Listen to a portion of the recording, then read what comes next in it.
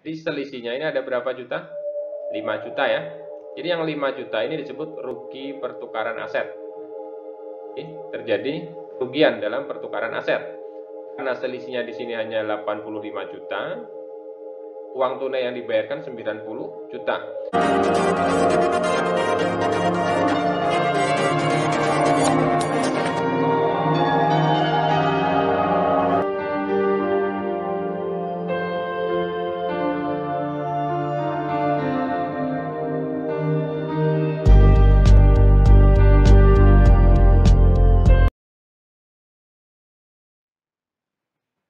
Sobat milenial, selamat berjumpa lagi di rumah milenial akuntansi.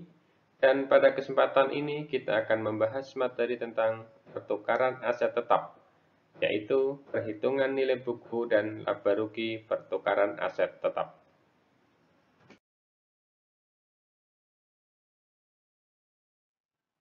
Ketika aset tetap yang dimiliki oleh suatu perusahaan sudah memasuki umur ekonomis yang relatif tua, biasanya kinerja dari aset tersebut sudah tidak optimal lagi jika terus digunakan untuk kegiatan operasional. Sehingga perusahaan bisa mengeluarkan kebijakan dengan menukar aset yang lama tersebut dengan aset yang baru, sehingga kinerjanya dia lebih optimal lagi. Sebagai contoh, di sini, pada tanggal 2 September 2021, PT Fayat membeli sebuah kendaraan operasional perusahaan seharga 120 juta secara tunai. Kendaraan disusutkan dengan metode garis lurus dengan umur ekonomis 5 tahun dan nilai sisa sebesar 30 juta. Kemudian pada tanggal 4 Maret 2024, kendaraan ini ditukar dengan kendaraan yang baru seharga 160 juta dengan menambah uang tunai sebesar 90 juta. Diminta buatlah jurnal pada saat pertukaran kendaraan tersebut. Yang perlu diketahui di sini, nanti pada saat pertukaran kendaraan adalah berapa nilai buku dari kendaraan lama ini. Nilai buku itu nanti akan diperoleh dari harga perolehan dikurangi dengan penyusutan. Di sini penyusutan yang digunakan adalah metode garis lurus dengan umur ekonomis 5 tahun. Kita buat perhitungannya di sini. Perhitungan pertukaran aset ya. Jadi yang pertama kita masukkan dulu harga pokok atau harga kendaraan yang baru 160 juta ya. Kemudian kita hitung berapa nilai buku kendaraan yang lama. Caranya adalah kita masukkan dulu harga perolehan kendaraan lama ya 120 juta ini. Kemudian kita hitung akumulasi penyusutan. Jadi biasanya perusahaan kan setiap akhir periode akan melakukan penyesuaian atas penyusutan aset tetap ya. Termasuk di sini si PT Fayat ini. Jadi karena di sini pertukarannya tanggal 4 Maret, itu nanti akumulasi penyusutan yang sudah dicatat ya. Sudah dicatat itu sampai 31 Desember 2023. Kita hitung di sini akumulasi penyusutan sampai dengan 31 Desember 2023. Apa perhitungannya? Karena metodenya garis lurus, maka di sini 120 juta dikurang 30 juta dibagi 5. Jadi ini harga perolehannya 120 juta. Ini 30 juta nilai sisanya. Kemudian 5 ini umur ekonomis. Kemudian dikali 28 dibagi 12. Ya karena ini tadi merupakan penyusutan 1 tahun ya. Maka kita hitung berapa bulan yang sudah berjalan. Dari 2 September 2021 sampai dengan 31 Desember 2023. Kalau dihitung itu ada 28 bulan ya, per 12. Karena ini tadi penyusutan untuk 1 tahun ya. Jadi dapatlah di sini 42 juta. Jadi diketahui di sini nilai buku sampai dengan 31 Desember 2023 adalah 78 juta. Nah, di sini perlu juga kita hitung setelah tanggal ini, setelah tanggal 31 Desember 2023 sampai dengan tanggal pertukaran.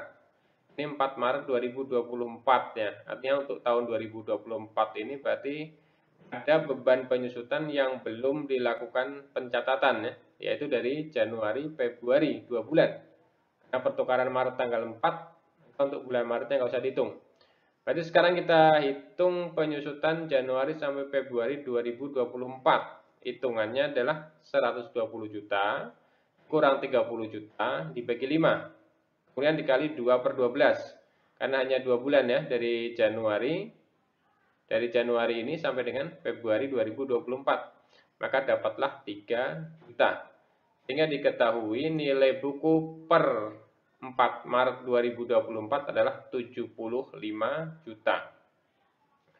Dan kita hitung berapa selisih pertukaran ini dari kendaraan baru 160 juta dan nilai buku kendaraan lama di sini adalah 75 juta. Maka selisihnya adalah sebesar 85 juta. Jadi kurangkan ya, 160 juta kurang dengan 75 juta. Kemudian dari selisih pertukaran ini ada dibayar tunai, dibayar tunai 90 juta. Berarti di sini penambahan uang tunai 90 juta.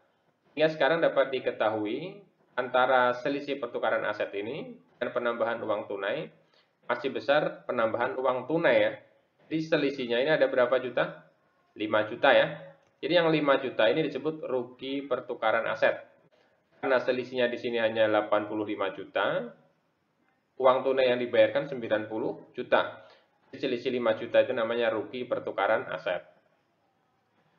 Seandainya di sini yang dibayar cuma 80 juta, berarti selisih 5 jutanya adalah laba pertukaran aset ya.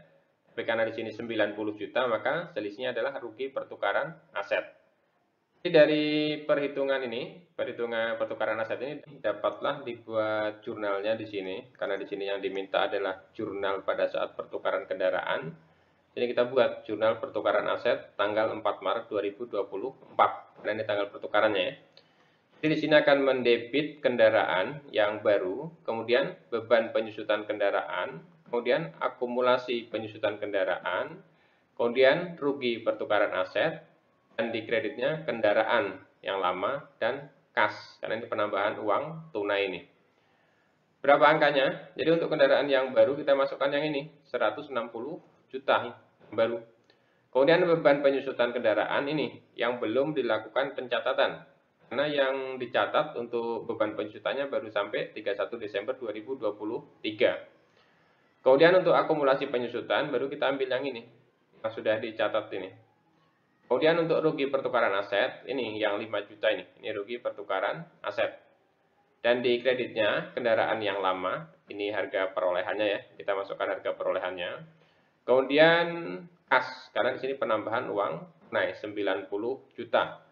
Jika dijumlahkan di sini yang debit jumlahnya adalah 210 juta dan yang di kreditnya juga 210 juta.